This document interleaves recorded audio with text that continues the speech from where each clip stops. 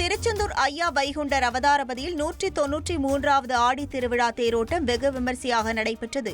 திருச்செந்தூர் ஐயா வைகுண்டர் அவதாரபதியில் கடந்த மாதம் 18ஆம் தேதி கொடியேற்றத்துடன் விழா தொடங்கியது. விழாவின் முக்கிய நிகழ்ச்சியான தேரோட்டத்தில் ஐயா வைகுண்டர் தேரில் எழுந்தருளி அவதாரபதியை சுற்றி பவனி வந்து பக்தர்களுக்கு காட்சியளித்தார். முன்னதாக தேரோட்டத்தை ஐயா வழி அகில திருக்குடும்ப மக்கள் சபை தலைவர் வள்ளியூர் எஸ். தர்மர் தொடங்கி வைத்தார். இதில் கால்நடைத்துறை உதவி இயக்குநர் பாலசுப்ரமணிய ஆதித்தன் உட்பட திரளான பக்தர்கள் கலந்து கொண்டு தரிசனம் செய்தனர்.